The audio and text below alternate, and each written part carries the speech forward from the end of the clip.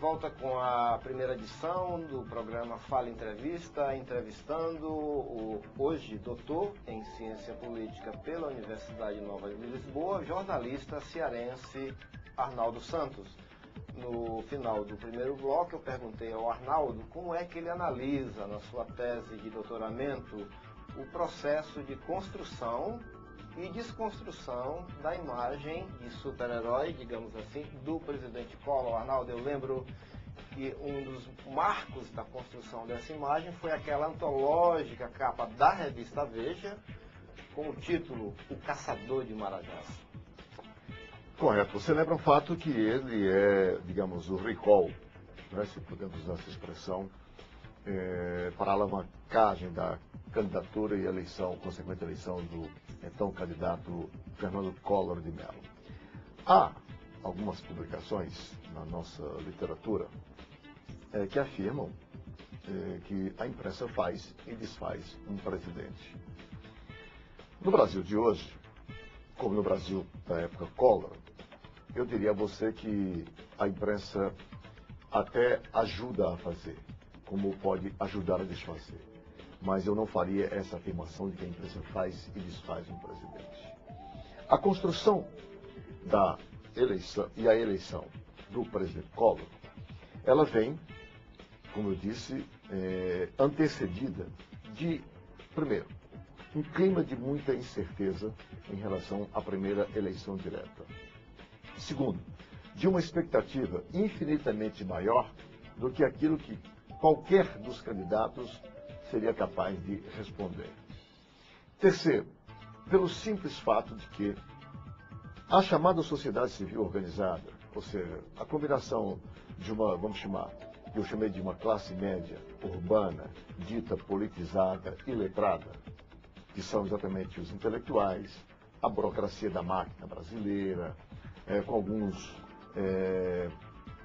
médios empresários, ao lado também de profissionais liberais. Este setor, quando resolve, então, percebe que não é capaz de viabilizar outros interesses, então começa a aceitar que aquele fenômeno político era algo real. Tratava-se de uma personalidade política que você poderia discutir a posteriori, como se discutiu, mas tinha que se aceitar porque, naquele instante, era o que demandavam todas as discussões em torno deste nome. Então, você tem a combinação de uma mídia, cuja relação política e mídia no Brasil, repito, é malsã. Portanto, tem muitos interesses por trás. Você tem essa classe média, urbana, politizada e letrada, também com todos uma gama de interesses naquele instante querendo preservar. Tudo isso faz parte do chamado Estado patrimonialista que nós temos no Brasil.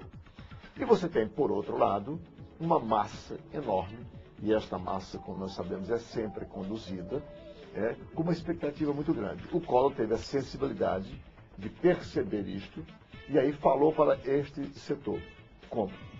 Quebrando exatamente essa tradição, rompendo com alguns privilégios dessa classe média, politizada, urbana, da máquina burocrática, lá no seu estado como governador, se insurge contra o poder judiciário e corta e acaba também, ou pelo menos tenta, alguns dos privilégios que são muito desse poder até hoje, volta-se contra a mídia e faz a mesma coisa, deixa de aceitar simplesmente as faturas sem que a matéria fosse devidamente publicada, seja publicidade ou não. Então, isso quando é um processo já pós-eleitoral? Não, esse é um processo que ele faz ainda no governo. Pré-candidatura, governo de Alagoas.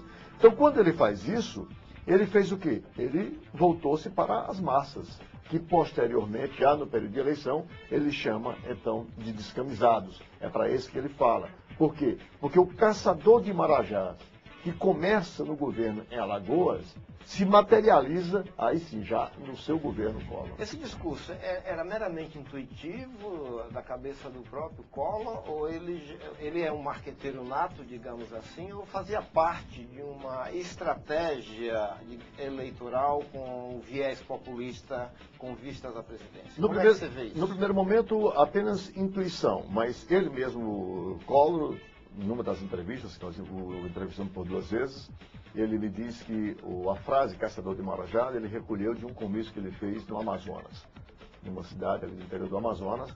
Ele estava discursando com aquele jeito dele muito inflamado, e falando exatamente dos privilégios que ele havia cortado no governo de Alagoas e que ele faria igualmente se eleito presidente fosse. Ele disse que lá, pela metade do discurso, um ouvinte, um popular, grita, levanta o braço e grita próximo ao palanque dele, que tinha mesmo que eliminar, que acabar com os privilégios desses marajás. Ele disse que recolheu essa frase, marajás, e aí só fez transformar e aplicou, e transformou-se no caçador de marajás. Aí sim, aí já é o marketing quem o torna o caçador de marajás. Essa frase, acabar com os privilégios dos marajás, ele disse que recolhe em um discurso do Amazonas, são palavras dele que estão contidas essas palavras na entrevista, nos anexos da nossa tese. E que vira título de uma capa que eu considero antológica da revista Veja, uma foto dele do Collor produzida em estúdio, o título O Caçador de Marajás. E veja como é paradoxal. A mesma vez que dá essa capa com esse título, que portanto é fundamental naquele instante da sua campanha, é a mesma vez que depois vai dar uma capa, e aí fazendo um pouco de leitura semiótica, que vai dar uma capa com um truque de lente, de imagem, daquela cascata da casa da Dimba, que transforma aquela cascata como se fosse o Jardim da Babilônia, fazendo aqui uma leitura semiótica.